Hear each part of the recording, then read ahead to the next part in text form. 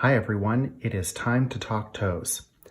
I've been working through this sock with yarn from Woolens and Nosh, showing you my favorite techniques for knitting socks. So I've done my favorite cast on, I've done my favorite heel flap and gusset. I've showed you how to pick up stitches along the heel flap, and now it's time to look at the toe.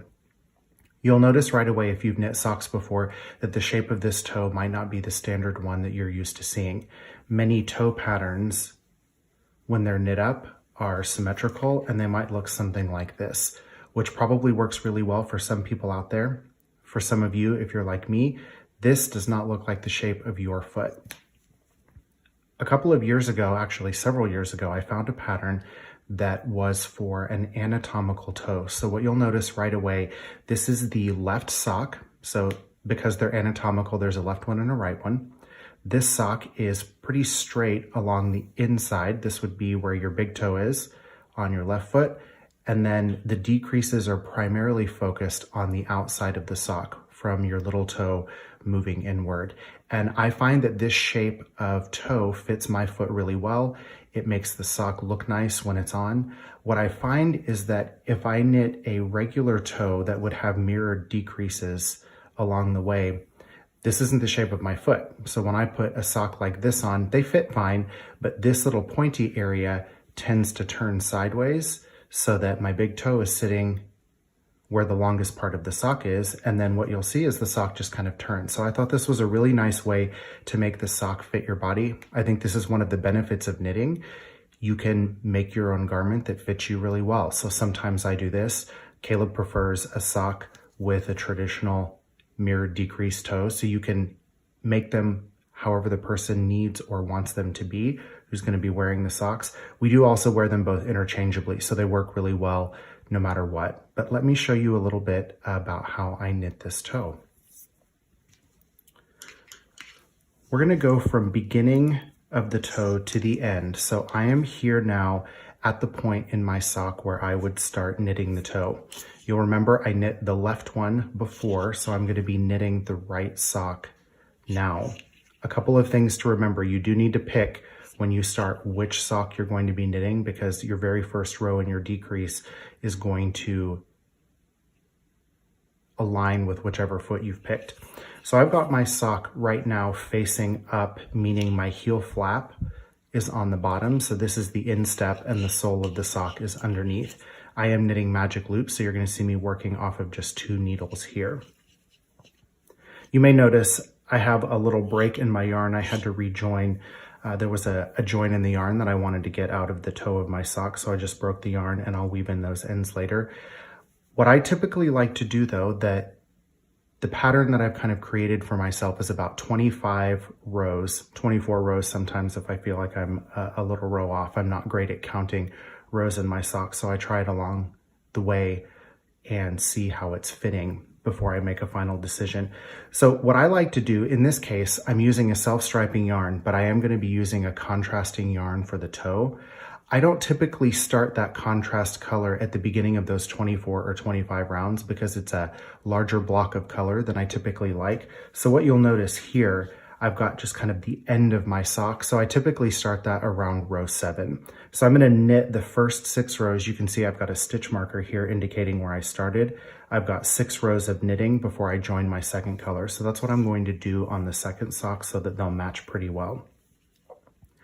Because this is my right sock, I'm going to be decreasing on the outside, which is where I'm beginning. So I'm at my beginning of round, and that's where my decreases are going to happen. So I'm going to start with a decrease at the beginning of needle 1. I'm going to work all the way around, start with needle 2, and at the end of needle 2 on the back side, I'm going to have a decrease. So that's something nice to remember. Your decreases are always going to be paired up either at the beginning and the end or right in the middle. So they're going to be right next to each other no matter which sock you're working on. So we will start with an increase round, or I'm sorry, a decrease round. And the way that I do that is by knitting 1, and this stitch is a little bit loose because I've got my yarn broken. I'll fix that later when I weave them in. I'm going to start with a knit 1 and then a slip slip knit, which is our left leaning decrease, so that that follows along the curve of the shape of the sock, or it follows with the angle of the sock. So that's my first decrease. I'm going to knit one, slip, slip, knit, and then I'm going to knit my way across the sock. In this sock, I'm using 72 stitches. I'm knitting on a US 0, which is a 2mm needle. That's my go-to needle size and stitch count for a stockinette sock for myself. I do use the same pattern even if I'm knitting a 64 stitch sock. I find that it works pretty well. I don't worry about the number of stitches I have on the needle at the end. Sometimes it might be 16 on each needle, sometimes it might be 18, sometimes it might be 20, sometimes it might be 14, just whatever it works. I like to try them on along the way. You'll come up with a formula that works well for you. So we're at the end of the row. Now we're on the bottom side of the sock, the sole. So we're going to knit across because we don't have any decreases on the inside yet. They're on the outside.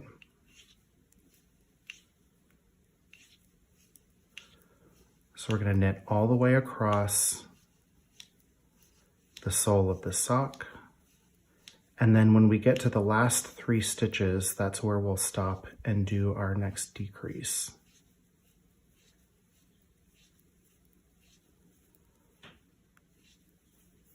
If only I could knit fast enough that you didn't have to watch me do all this. Okay, almost there. Again, I've broken the yarn to get rid of a little join.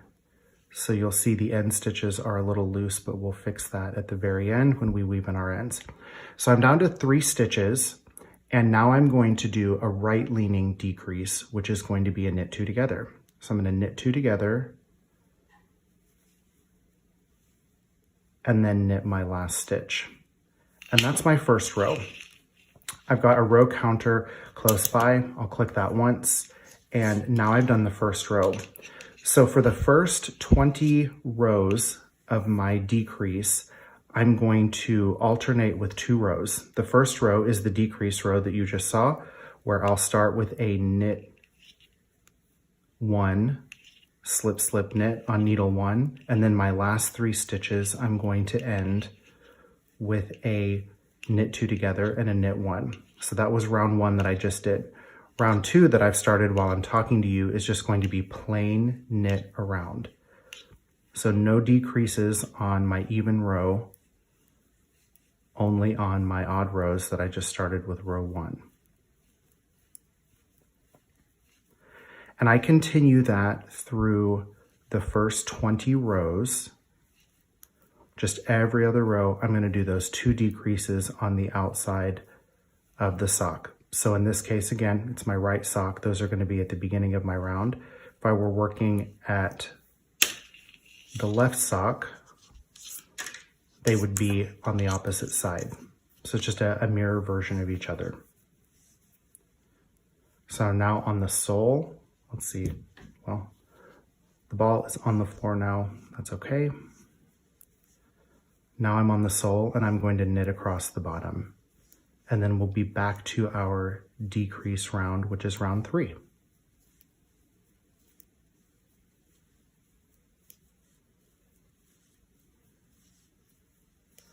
I really like the look and fit of this sock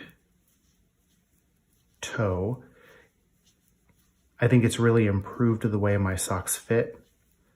They don't seem to bunch up around as much in my shoes. I feel like I'm also able to knit them a little bit tighter, which helps them stay in place. I feel like with the mirror image toe that has the even decreases on the left and right side of the sock, I feel like I was having to knit them a little bit looser so that the sock would move around and they would fit me properly. So this is a way for me to get a slightly tighter sock that has a little bit more negative ease or a little less ease that I thought really fit nicely. So I'm at the end of my second row, which was again a plain knit row all the way around. I've done 1 decrease round and 1 knit round. So now it's time to do my second decrease round. It's going to be exactly the same as the first. So I'm going to start with a knit 1, and then I'm going to do a slip slip knit, which is that left leaning decrease, and then we're going to knit across needle 1. This would work exactly the same if you were using DPNs or 9-inch circulars. You would just want to make sure you knew where your beginning of round was, just like with any sock.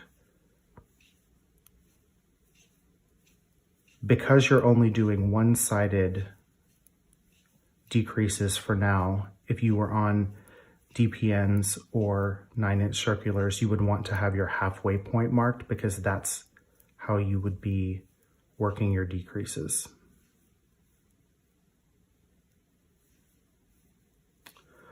Okay, so I did my decrease at the beginning. I've worked across the first needle. We're now going to turn around and work across the bottom of the foot.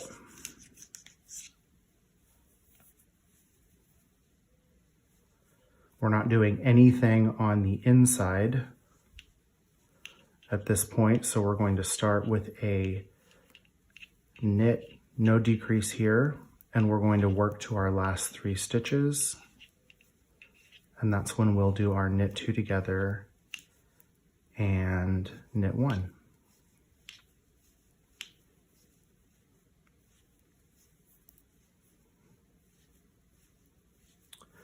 I'm a big fan of cuff down socks.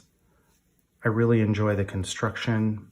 I don't mind doing the decreases. I really like the heel flap and gusset, and I really like the look and feel of this toe, and I don't mind the Kitchener at the end. I've come to really enjoy working it. It's not too bad, so this is definitely my preferred method. I am here at the last 3 stitches again, so I'm going to do my knit 2 together, my right leaning decrease, and then end with a knit 1. So those are the 2 rows that we're going to repeat. I've now done 3, so I've done 2 decrease rounds and 1 plain round. I will knit 2 more rounds with you now and then show you how I join my contrasting yarn. We'll make sure to include a chapter ahead if you want to go on to the end of the toe. So as I mentioned, the first 20 rows of the toe that I knit look just like what I've shown you. So they're alternating with the decrease rounds. I do something a little bit different for the last 4 rows, and I add in mirrored decreases. And that really helps the shape of the toe come together. It makes a nice finish. It kind of wraps around the end of your foot, and that's where you can do a little bit of additional customization depending on the shape of your foot or the foot of the person that you're knitting for. So I will see you again in a minute if you want to skip ahead to that part. If you want to hang out with me here, we're going to knit a couple of more rows together, and I'll show you how I join the yarn.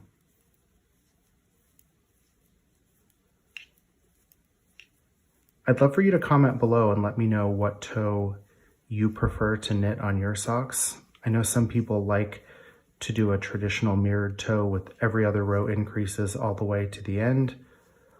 I know some people like the more rounded toe. That's what I would do if I were going to do something different. So typically with that, you're knitting a decrease round every other row until about the halfway point, and then you do every row at the end. I really like those.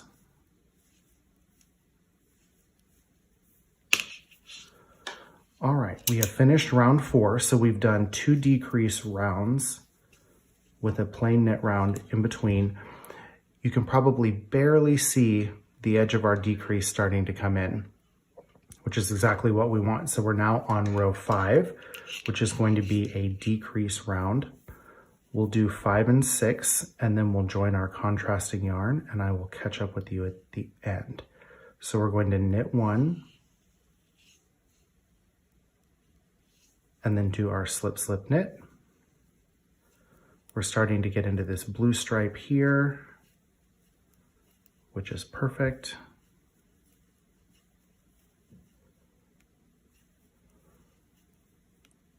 well, if I could knit, it would be great. I'm really enjoying this self-striping yarn from Woolens and Nosh. Michelle has some great colorways. This one is called Swizzle. I think she told me it was inspired by a trip she and her husband took to the Bahamas, but it's a really fun, bright colorway, and this is on her Superwash Corriedale nylon base, which is really nice if you've never worked with it. It has a totally different feel from merino, but I really enjoy working with different fibers and having the chance to see how the colors come through on different bases. This one has a lot of structure to it, I would say, but it's really soft.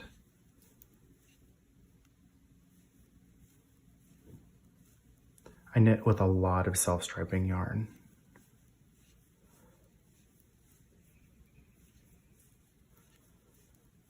Okay, almost there.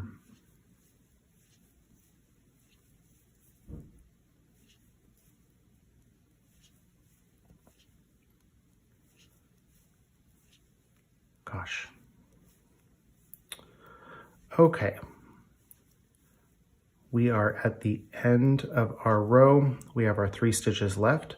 So we're going to do our knit 2 together and knit 1, and that is row 5. We'll knit our final row 6, which will be the end of our main color, and then I'm going to join the contrasting yarn for the end of the toe. So this one will be just knitting all the way across, no decreases here because it's our even round row.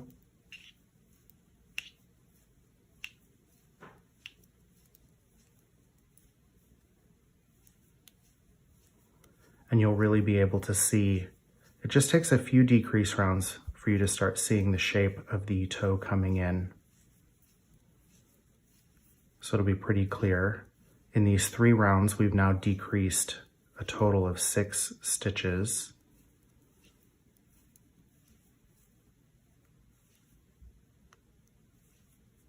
So we should be somewhere at around 66 if I can do math in my head while knitting and talking. If 72 minus 6 does not equal 66, then you will know I can't do math. Okay, onto the sole, needle 2.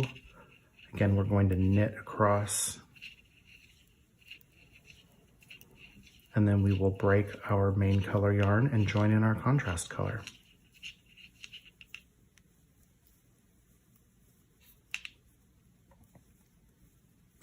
If you were not using a contrasting yarn, you could just continue on. There's no need to do anything different until you get to row 21, and I will come back at the end and show you what that looks like.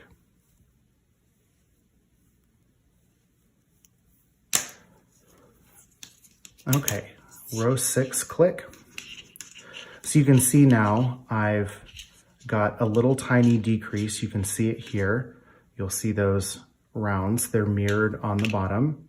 So we've now decreased 6 stitches across those 3 decrease rounds. So we're now going to join our contrast yarn, which I've got here. I'm going to break my main color. I like to leave myself a nice 10 or 12 inches of yarn. I've got plenty of yarn, so I don't need to worry about running out. And it's easier to weave the tails in later if you have plenty to work with, so I don't worry about making it really small.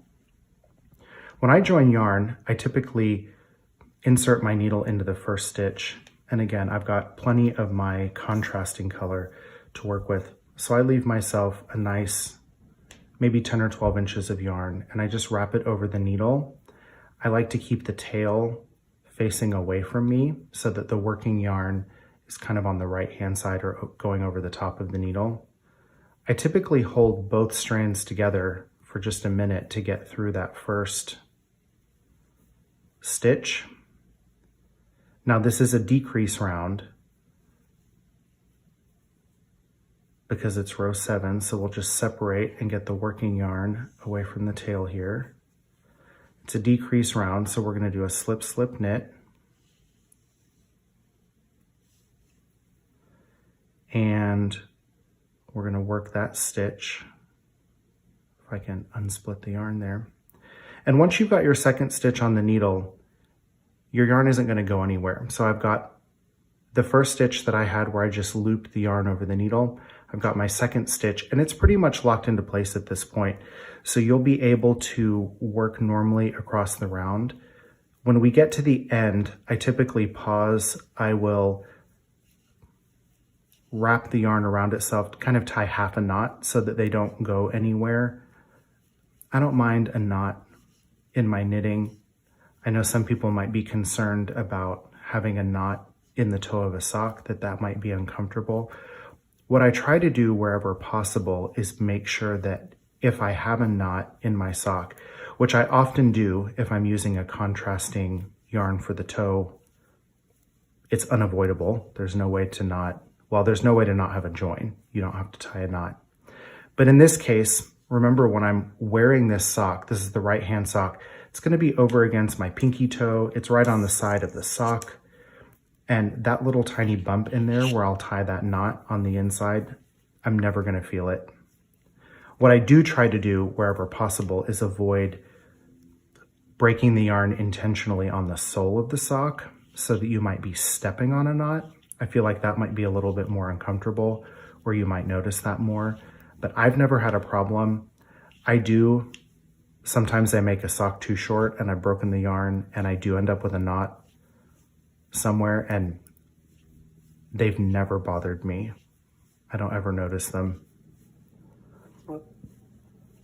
If you're really sensitive, you might want to be careful about where you do that, but especially on the side of the sock, I've never had any problem. Okay, so we are at the end of our decrease round. So I'm going to end with a knit 2 together and knit 1. So you'll notice what just happened here. Because I broke my yarn, this loop kind of pulled up. Don't let that concern you. You can just pull it back down. And this is where I'll pause for just a second, and I've now got these 2 tails. So I'll just quickly maybe loop them around each other twice so that it holds a little bit better. I'll do kind of half of a square knot, and I'll just pull those tight and then stuff them inside of the sock.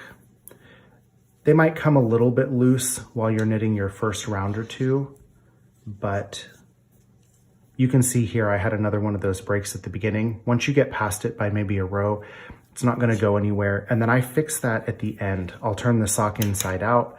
I will tighten up those knots. I tie a nice little square knot, and then I weave in both ends.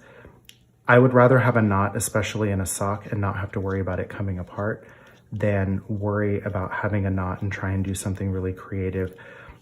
I also don't do spit splicing. I know a lot of people do, or things like Russian joins. I feel like it's mostly because I'm lazy and I don't want to work on that. I don't think that that would work well. You couldn't spit splice this because it's a superwash yarn. If you were using a non-superwash, which you may not for a sock, that would totally be up to you. I've just never worried about the knots. I'd rather not have to worry about my sock or a sweater or a garment coming apart than worry that I've done something terribly untraditional and put a knot on the inside of my fabric. I don't feel like the knots ever come through either. I don't have to worry about that. You can kind of secure them down really well on the wrong side of the fabric. Okay, so this is my round 2 with my new color, which is round 8. This was a plain knit round. And when I get to the end, I'll pause and show you where we're at, and then I will stop the video. I'll knit to round 21, and when I get to 21, I'll show you what we do next. So let's get to the end of this. We'll take a quick look, and then I'll see you again in a few minutes. So now that I've tied half of that knot, you can see that the end is already more secure. That last stitch didn't pull open.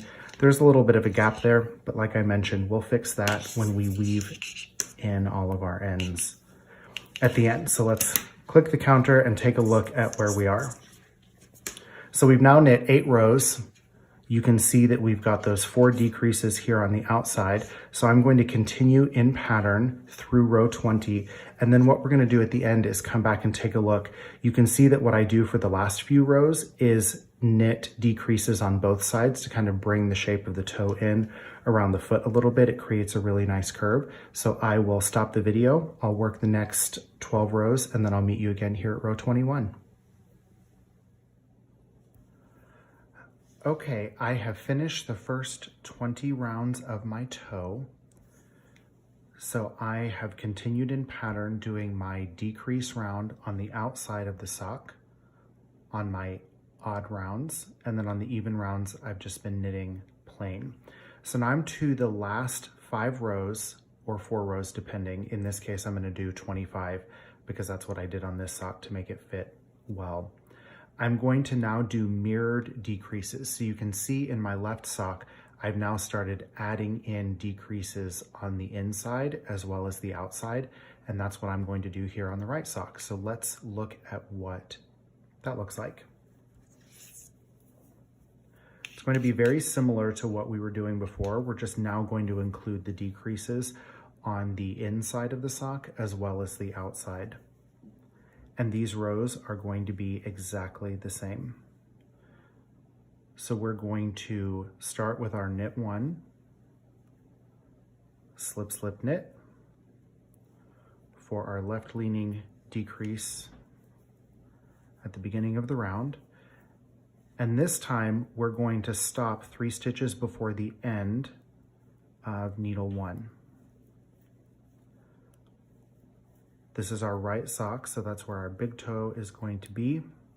And we're now going to add in decreases just to provide a nice curve shape that wraps around the toe. It'll give the sock a nice finished look and a good fit. So we are to the last 3 stitches. We're now going to do our knit 2 together, which is that right leaning decrease. Sorry, my yarn is all tangled. So we'll knit 2 together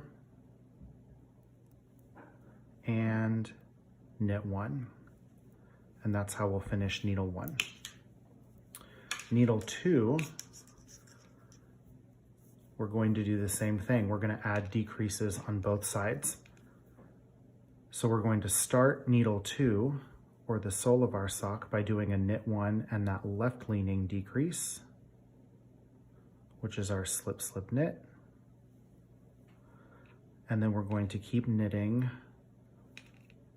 You're probably wondering, if you're paying attention, why my stitches look like this. How ironic that I was just talking about how I never try and have a yarn join on the sole of the sock.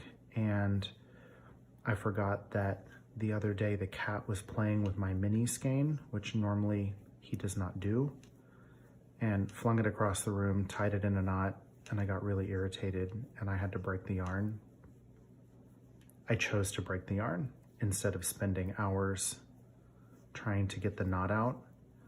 And so my little mini skein is in pieces. So all those things I said have now come true. So we are at the last 3 stitches on the sole of the sock. We're going to do our knit 2 together and knit 1. And that's round 21. Which is our final decrease round setup. We're going to repeat that round 4 more times in this case with no plain knitting rounds in between. So this is where we're going to get that nice round finish of the toe. We don't need that knit round in between. So we're going to repeat that same round for the last 4 rows of the sock. Again, depending on the fit, if I get it just right, I typically only knit a total of 24 rows. In this case, I felt like I was just a hair shy of where I wanted to be in length. So I ended up adding one final decrease round. I just repeated it and did a 25th round that was exactly the same. So that's where you can be really flexible. I like to try my socks on as I go. I feel like even if I'm knitting the same stitch count on the same needle size, even something as simple as changing yarns can adjust the fit, adjust the ease a little bit. So I like to try them on as I go and just make changes as I need to. The yarn is being very squirrely because it's been attacked by a cat.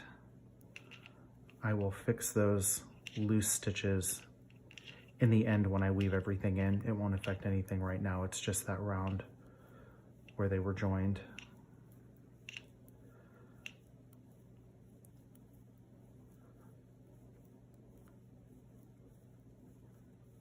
So we're at our last 3 stitches here. We're going to do our knit 2 together and then knit 1. So we've now done row 21 and 22. I'm going to repeat that row 3 more times. So I'll knit 1, slip, slip, knit until the last 3 stitches, knit 2 together, knit 1, and then I will repeat that on the needle 2. I'll repeat that a total of 3 more times, and then I will come back at the end to show you how I Kitchener the toe close. So we'll see you again in just a few minutes. Okay, I have knit the final double decrease rounds of my sock. So I've knit those 25, and I now have the mirrored decreases on the inside and outside of my sock, and I'm ready to graft it closed using the Kitchener stitch. If you are new to sock knitting or you're new to cuff down sock knitting, you may not have used the Kitchener stitch before. This is a way to graft the top and bottom of the sock together in a way that's seamless. So if you look here, this sock is unblocked. This is my left sock. And if you look really closely, you'll notice that it's a seamless transition from the front to back of the sock, and you can't tell where I've grafted those closed. Sometimes people can be intimidated by the Kitchener stitch. I do knit a lot of socks, so I use this stitch regularly. Once you get the hang of it, it's really not too bad at all. So I will show you how I work it today. Because we're on magic loop, we're already ready to go with 2 needles. If you're working on DPNs, you'll need to get down to just 2, one for the front and one for the back. Double check and make sure you have an even number of stitches, or the same number of stitches, I should say, on each needle. If you're off by 1, if you mess something up along the way, you'll want to just throw in a decrease somewhere, or make sure that you have the same number on the front or the back, or you'll get yourself into trouble. So in this case, I have 16 stitches on each needle. I'm good to go, and we're ready to get started. The Kitchener stitch involves a little pattern to memorize, and the pattern is knit off purl on your front needle and purl off knit on your back needle. And you'll hear me say that over and over again while we're doing this. There's a little setup though, and it's the second half of that stitch pattern on each needle. So we're gonna start with our working yarn in the back. I've broken the yarn. I have about a 2-foot tail, so I have plenty of yarn to work with, and I've got my tapestry needle threaded and ready to go. So the setup is to have the stitches moved over to your needle close to the edge, because you're going to be moving them off. And again, your working yarn should be coming from the back. So our front needle, we're going to be doing a knit off purl, and I'll show you what that means in just a second. And we're going to start with the setup, which is just to pass the yarn through our first stitch as if to purl, but we're not going to take it off the needle. So we're going to move the yarn or our tapestry needle through that first stitch as if to purl, and leave it on that needle. And then on the back, we would normally do a purl off and knit. So our setup is going to be to pass the needle through the stitch as if to knit and leave that stitch on. So we've now done our setup. We're ready to go. So we're going to start again with the front needle, and we're going to knit off purl, which means we're going to pass the yarn through the first stitch as if to knit and take it off the needle. And then we're going to pass it through the next stitch on the front needle as if to purl, but leave it on. So that's our knit off, purl. I like to do them at the same time. I think it's a little bit easier for me. So I'll show you what that looks like on the back needle. On the back, we're going to purl off knit. So I'm going to pass the needle through the stitch as if to purl and bring it off the needle. And then with the next stitch, I'm going to pass the needle through the stitch as if to knit, but leave it on. So that's the purl off knit. And then I pull the yarn, not tight, but a little snug so I don't have quite so much left over. So we'll keep doing that back and forth. On the front needle, we're going to knit off, purl, and leave it on. On the back, we're going to purl off, and then knit and leave the stitch on. A little tip if you're new to this, I find that it's actually easier to leave the stitches loose in your graft. I have more trouble if I pull them really tight trying to loosen them up along the way. It's a lot easier to have them loose and go back and adjust the tension at the very end when you're done. So that may be a nice tip if you're new to this and you're unsure how tight to pull, or if you've pulled too tight, I would go looser rather than tighter because it's really easy to fix at the end. So that's what I'll show you. Okay, we're back in the front again. So we're going to knit off and then pass the needle as if to purl, leaving that stitch on. Then on the back needle, we're going to purl off, pass through the stitch as if to knit, and leave it on. Knit off, purl in the front, purl off, knit in the back. I find it really helps me to do both of those gestures at the same time. So knit off, purl, then purl off, knit in the back, knit off, purl in the front, purl off, knit in the back. And we're just going to continue this same way across the whole sock. Knit off, purl, purl off, knit. You'll see this technique used in all kinds of patterns. You might see it used in a cowl if it's knit top to bottom and you have to graft it at the end. Purl off, knit. You may see it in something that's folded. Knit off, purl in the front, purl off, knit in the back. I've seen several keychains and stitch markers that have this little pattern written on it, including the setup round. Knit off, purl,